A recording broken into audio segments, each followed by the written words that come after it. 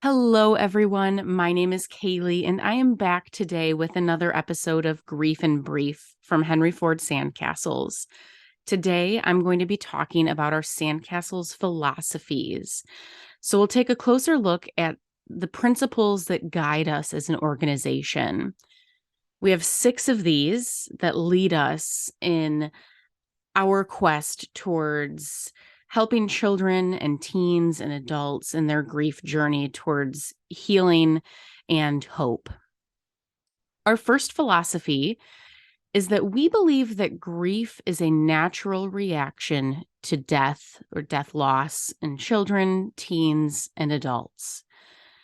We believe that if we have the capacity to love, we have the ability to grieve. We will grieve. It's not an option. Grief isn't something we can just kind of shove under the rug when it comes up.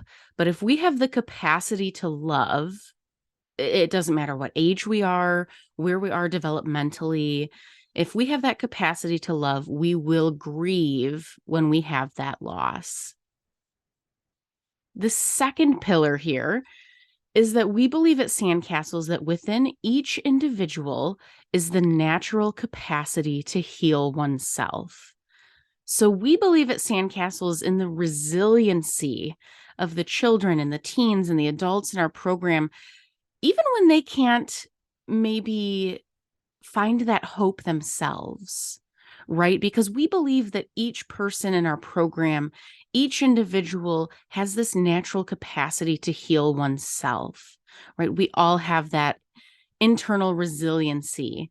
Sometimes we just need to learn some of the coping skills to be able to work through that loss or have that space to come with other people to get that support in our grief journey. But we all have that natural capacity to heal ourselves within ourselves. We also believe at SandCastles that the duration, expression, and intensity of grief is unique to each individual. And we like to compare our grief at SandCastles to 2 things.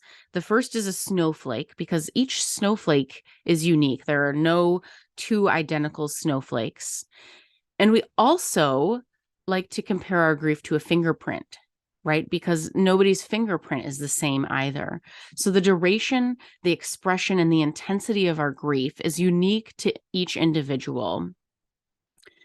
And when we talk about duration, grief does not have a set of predictable stages or a timeline, which may be contrary to what people have heard through media or just experience what they've heard. But grief does not have a set stage where you work through A, you work through B, you work through C, and then you're over it, right? Because our grief doesn't end, unfortunately. It may get easier over time, but our grief never ends. So it doesn't have this predictable timeline or set of stages that we can work through to be done with it, so to speak. We also know that talking about how grief is unique to each individual, that the expression is also different in each individual. And some individuals express themselves through words. Others might express themselves through art or music or drama or writing. And the list goes on and on. There are so many different tools that we can use to express ourselves and express our grief.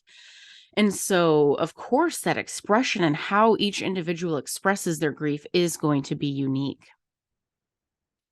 And the intensity of our grief is unique too. The depth of our grief is going to depend on 1,000 different factors. That might include how the person died, our relationship with them, our age, their age, the cause of death, whether it was expected or unexpected, whether we got to say goodbye or we didn't. All of these factors come into play thinking about the intensity of our grief, and they're all going to be very different and come together to really compound our grief reaction. The next pillar here, one of our SandCastles philosophies, is that we believe that caring and acceptance assist in the healing process. Children model adults' behavior. So as adults, we want to model and provide examples and support, but we want to be that example and model of healthy grieving through safe space and communication. We want to give them that place where they can come to us and share their feelings and share what's going on in their minds with us and leave that open communication. Another part of this is that we believe in the true value of the support group for the griever. So that's why our model at SandCastles is what it is, because we believe that that caring and acceptance and that normalization in the grief process is so helpful in healing.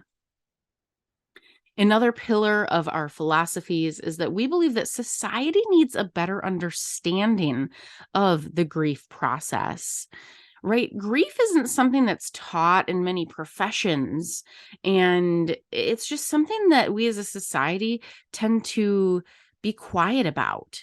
Right? When somebody dies, you have a set period of time where you might be able to talk about it, or people might send meals or gifts or check in on you to see how you're doing. And then things kind of taper off and get quiet. So society needs a better understanding of this grief process. The duration of grief never ends, that grief is natural reaction, that children grieve, that teens grieve, that caring and acceptance assist in the healing process. All of these things that we know society needs a better understanding of to help grievers in their journey.